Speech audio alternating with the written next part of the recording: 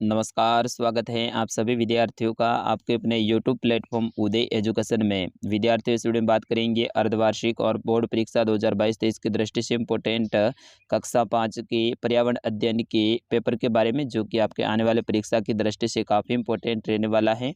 और बिल्कुल आप सभी विद्यार्थियों के लिए ये रियल पेपर साबित होने वाला है, क्योंकि ऐसे के ऐसे ही प्रश्न आपके एग्जाम में सीधे ही पूछे जाने वाले हैं। तो आप सभी विद्यार्थियों से निवेदन रहेगा, वीडियो को अंत तक देखिएगा, वीडियो को लाइक कर दीजिएगा। आपका अपना चैनल है, अभी तक आपने चैनल को सब्सक्राइब नहीं किया है तो विद्यार्थियों सब्सक्राइब जरूर कर लीजिएगा। सारे प्रश्नों के उत्तर भी मैं आपको बताऊंगा, और बिल्कुल मैं भी पर्यावरण अध्ययन ही पढ़ाता हूं, तो बिल्कुल सारे प्रश्नों के उत्तर आपको एकदम सटीक मिलेंगे और अच्छे से आपको मैं याद करवाऊंगा। तो आपसे निवेदन रहेगा, वीडियो को पूरा जरूर देखिएगा। चलिए, पहला प्रश्न आपकी स्क्रीन पे है कि आपकी माता के पति आपके क्या लगते हैं? पिताजी, नाना जी, नानी जी या फिर दादाजी? तो विद्यार्थियों, आपके माताजी के जो पति हैं वो आपके पिताजी लगते हैं, तो ऑप्शन नंबर अ रहेगा इसका सही उत्तर। अगला है कि संतू को अपना गांव किस कारण से छोड़ना पड़ा था? बाढ़ के कारण, बेरोजगारी के कारण, उच्च शिक्षा पाने के लिए या फिर अकाल पड़ने के कारण? तो विद्यार्थियों, संतू वाला जो अपना पार्ट है उसमें इसका सही आंसर क्या हो जाएगा आपका? ऑप्शन नंबर द रहेगा, अकाल पड़ गया था उसके गाँव में और वो अपने भतीजे के गाँव में गया था। चलिए, अगला प्रश्न है, स्वच्छ भारत अभियान कब आरंभ किया गया? 2 अक्टूबर 2014, 2 अक्टूबर 2015, 2 अक्टूबर 2016 या फिर 2 अक्टूबर 2017? तो विद्यार्थियों, स्वच्छ भारत अभियान है ये 2 अक्टूबर 2014 को चालू किया गया। अपने जो मोदी जी की सरकार आई थी उसके बाद में इन्होंने आते ही ये स्वच्छ भारत अभियान है इन्होंने चालू किया था। तो ऑप्शन नंबर अ रहेगा इसका सही उत्तर। अगला प्रश्न है, योग दिवस मनाया जाता है 21 जून को, 21 अप्रैल को, 21 अक्टूबर को और 21 मार्च को? तो विद्यार्थियों, योग दिवस हैं वो 21 जून को मनाया जाता है, तो इसमें भी सही उत्तर आपका क्या हो जाएगा? ऑप्शन नंबर अ रहेगा इसका सही उत्तर। अगला प्रश्न है प्रश्न संख्या 5, रिक्त स्थान की पूर्ति करें, यानी खाली जगह को भरना है। तो इसमें देखिए, पहली खाली जगह है, खाली जगह परिवार में सभी लोग सहयोग करते हैं, संयुक्त परिवार में या फिर एकल में? तो विद्यार्थियों, संयुक्त परिवार हो जाएगा इसका सही आंसर। क्या हो जाएगा? संयुक्त परिवार में सभी लोग हैं वो बच्चों के पालन पोषण के लिए और परिवार को आगे बढ़ाने में भी सहयोग करते हैं, तो इसमें सही आंसर हो जाएगा अपना संयुक्त। अगला है कि शौच जाने के बाद में खाली जगह से हाथ धोना जरूरी है, साबुन से या फिर मिट्टी से? तो विद्यार्थियों, साबुन से हाथ धोना धोना जरूरी है, तो इसमें हो जाएगा आपका साबुन। ठीक है। अगला प्रश्न है कि हमें कचरा डालने के लिए खाली जगह का उपयोग करना चाहिए, यानी कचरा अपन को किस में डालना चाहिए, थैली में या फिर कूड़ादान में? तो विद्यार्थियों, कूड़ादान में डालना चाहिए, तो इसमें हो जाएगा कूड़ा पात्र। ठीक है ना, कूड़ा पात्र। इस तरह से आपको खाली जगह भरनी है, बिल्कुल इजी पेपर आता है आपका। अगला है कि दौड़ने से श्वास हैं वो गर्म होती हैं या फिर ठंडी होती हैं? तो गर्म होती है। जब अपन दौड़ते हैं तो अपनी श्वास है वो गर्म होती हैं और अपन है ना आ, हाँफने लगते हैं, तो ये हो जाएगा अपना इसमें गर्म। अगला प्रश्न है प्रश्न संख्या 6, संजना का परिवार एकल परिवार होता तो उसकी माँ की देखभाल कौन कौन करता?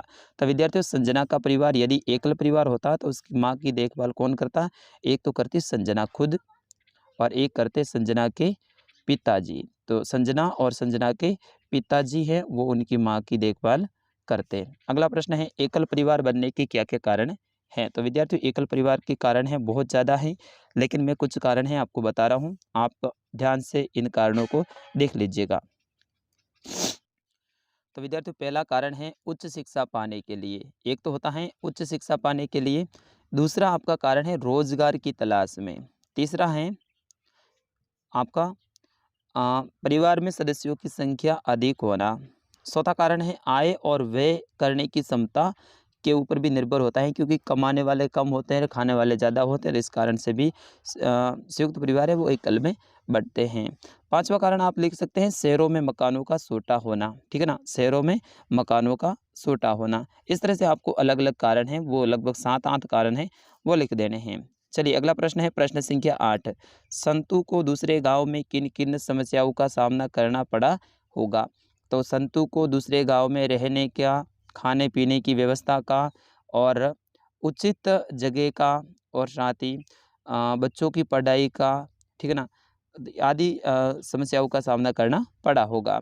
अगला प्रश्न है प्रश्न संख्या 9, लोग किन किन कारणों से एक स्थान से दूसरे स्थान पर जाते हैं? तो लोग हैं वो किन किन कारणों से एक स्थान से दूसरे स्थान पे जाते हैं, तो एक तो है उच्च शिक्षा पाने के लिए, ठीक है ना, अकाल पड़ने के कारण, रोजगार की तलाश में, ठीक है, और साथ ही इसमें आप लिख सकते हैं अपने जो विवाह संबंधों के कारण। इस तरह से आपको अलग अलग कारण लिखने हैं। प्रश्न संख्या 10, जो लोग देख नहीं पाते हैं वह किताबों को कैसे पढ़ते होंगे? तो विद्यार्थियों, जो लोग देख नहीं पाते हैं वो किताबों को ब्रेल लिपि की सहायता से पढ़ते होंगे। ब्रेल लिपि, इसमें आपका सही आंसर क्या हो जाएगा? ब्रेल लिपि। ब्रेल लिपि की सहायता से पढ़ते होंगे। प्रश्न संख्या 11, सांकेतिक भाषा क्या है? तो जो लोग सुन और बोल नहीं सकते हैं उनके लिए सांकेतिक भाषा का उपयोग किया जाता है। इसमें शरीर के हाव भाव से पता लगाया जाता है कि सामने वाला व्यक्ति है वो क्या कह रहा है। जैसे कि जो सुन नहीं सकता है और जो बोल नहीं सकता है उनके लिए अपन क्या करते हैं? सांकेतिक भाषा, हाथ से इशारे करते हैं और वो सामने वाला समझ जाता है, तो वो सांकेतिक भाषा है विद्यार्थियों। क्या है वो? सांकेतिक भाषा है। अगला प्रश्न है प्रश्न संख्या 12, आपके विद्यालय में स्वच्छता अभियान चलाया गया होगा, उस समय आपने क्या क्या कार्य किए? उन कार्यों की सूची बनाइए। तो हमने सभी कक्ष की सफाई की, विद्यालय की ग्राउंड की सफाई की, हमने कक्षा के अंदर लगे जो जाले वगैरह है उनको हटाया, हमने कुर्सियों की सफाई की। इस तरह से आपको जो जो आपने काम किए हैं वो सारे के सारे काम लिखना है। इस तरह से लगभग 8 से 10 पॉइंट आपको विद्यार्थियों बना देना है। अगला प्रश्न है प्रश्न संख्या 13, आउटडोर व इंडोर खेल किसे कहते हैं? 4 खेल के नाम बताइए। सबसे पहले आउटडोर, तो यहाँ पे आपको नाम लिखना है आउटडोर।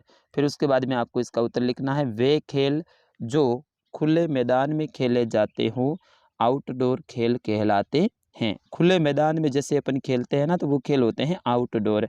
जैसे कि क्रिकेट हो गया, आपको 4 उदाहरण देने हैं ना, तो इसमें हो जाएगा क्रिकेट, फुटबॉल, फुटबॉल, फिर उसके बाद में आप वॉलीबॉल लिख सकते हैं, वॉलीबॉल, फिर उसके बाद में आप लिख सकते हैं हॉकी, ठीक है ना। ये सारे के सारे खेल हैं, ये आउटडोर खेल हैं। इसमें आप कबड्डी भी लिख सकते हैं, कबड्डी भी बाहर खुले मैदान में खेला जाता है, तो कबड्डी, ये सारे के सारे आउटडोर खेल हैं। अब इंडोर, ऐसे खेल जो बंद कमरे में खेले जाते हो इंडोर खेल कहलाते हैं। यानी बंद कमरे के अंदर, छोटे सा कमरा हो या बड़ा कमरा हो, उसके अंदर अपन आराम से खेल सकते हैं, तो उन्हें कहते हैं इंडोर खेल। जैसे कि कैरम हो गया, ये कैरम है, ये बिल्कुल बंद कमरे में अपन खेल सकते हैं। जैसे कि सांप सीढ़ी हो गया, सांप सीढ़ी हो गया, ठीक है ना, ये भी क्या है? बंद कमरे में आराम से अपन खेल सकते हैं। जैसे कि लूडो हो गया, ये सारे के सारे हैं इंडोर खेल हैं। अगला प्रश्न है, हमें योग क्यों करना चाहिए? तो हमें योग इसलिए करना चाहिए क्योंकि योग से हमारे शारीरिक, मानसिक और बौद्धिक विकास होता है, और योग से हमारा शरीर है वो स्वच्छ रहता है और हम बीमार नहीं पड़ते हैं। अगला प्रश्न है, फूंक से कौन कौन से कार्य किए जा सकते हैं? तो फूंक से आग जलाई जा सकती है, आग बुझाई जा सकती है, गुब्बारे फुलाए जा सकते हैं, और फूंक से वाद्य यंत्रों को बजाया जा सकता है। अगला प्रश्न है, प्रकीर्णन व अंकुरण किसे कहते हैं? तो विद्यार्थियों, प्रकीर्णन, प्रकीर्णन का मतलब होता है बीजों का एक स्थान से दूसरे स्थान पर जाना, प्रकीर्णन कहलाता है। या फिर दूसरी भाषा में अपन बोले तो बीजों का एक स्थान से दूसरे स्थान पर फैलना प्रकीर्णन कहलाता है। ये प्रकीर्णन कैसे होता है? जैसे कि तेज हवा के कारण है बीज एक स्थान से दूसरे स्थान पे चले जाते हैं, जानवरों के शरीर से चिपक के चले जाते हैं, पक्षियों की सोच में चिपक के चले जाते हैं, और मनुष्य खुद भी बीजों का प्रकीर्णन करता है, यानी खुद अपने साथ में बीजों को लेके जाता है। अब अंकुरण, अंकुरण का मतलब होता है विद्यार्थियों बीजों का उगना अंकुरण कहलाता है। अगला प्रश्न है, पाचन तंत्र का नामांकित चित्र बनाना है। आपको मानव पाचन तंत्र है उनका नामांकित चित्र बनाना है, ठीक है ना। तो मानव पाचन तंत्र, इस तरह से मानव की बॉडी आप बना दो, फिर उसके बाद में यहाँ से इस तरह से इनके जो विभिन्न अंग है उनके बारे में आप लिख दो। यहाँ पे आमाशय हैं, फिर छोटी आंत, बड़ी आंत, तो यहाँ पे हो जाएगा मुंह, ठीक है ना। फिर उसके बाद में ये नली है, इसको ग्रासिका कहते हैं, तो यहाँ पे ग्रासिका आप लिख दो। फिर उसके बाद में ये आमाशय हैं, आमाशय, तो इसका नाम आमाशय आप लिख दो। फिर उसके बाद में छोटी आंत, छोटी आंत, फिर उसके बाद में बड़ी आंत, और इस तरह से इनके विभिन्न अंग हैं वो आप लिख दो। अगला प्रश्न है, लास्ट की चित्र बनाकर वर्षा जल संग्रहण की प्रक्रिया के चरण लिखिए। वर्षा जल संग्रहण का चित्र बनाना है तो इस तरह से आपको सबसे पहले तो यहाँ पे थोड़ा सा मैं 1 मिनट आपको बताता हूँ। सबसे पहले आपको यहाँ पे बादल बनाना है, ठीक है। फिर उसके नीचे यहाँ पे एक जो भी मकान वगैरह है वो बनाना है। मैंने यहाँ पे झोपड़ी बना दी, ठीक है। फिर उसके बाद में क्या करना है, बादल का जो पानी है इनके ऊपर गिर रहा है, इस तरह से इस झोपड़ी के ऊपर यहाँ से नली बना देनी है, पाइप, ठीक है ना। पाइप दोनों साइड से बना देनी है और इस पाइप को यहाँ पे एक बड़ा सा टैंक बना देना है और इसके अंदर जोड़ देना है। अब जो बारिश का पानी आएगा इस छत के ऊपर गिरेगा, छत से इस नली में यानी पाइप में आएगा और इस पाइप के द्वारा ये इस टैंक में पानी आएगा। इस तरह से आपको यहाँ पे लिखना है कि सबसे पहले पहला पॉइंट लिखना है कि वर्षा का जल मकान की छत पर गिरेगा। फिर उसके बाद में दूसरा पॉइंट लिखना है कि जल पाइप के द्वारा टैंक में जाएगा। इस तरह से अलग अलग पॉइंट आपको बना देने हैं। तो विद्यार्थियों ये था कक्षा 5 का पर्यावरण अध्ययन का पेपर। आपके बोर्ड की परीक्षा और साथ ही आपके अर्धवार्षिक परीक्षा की दृष्टि से वेरी वेरी मोस्ट इम्पोर्टेंट है।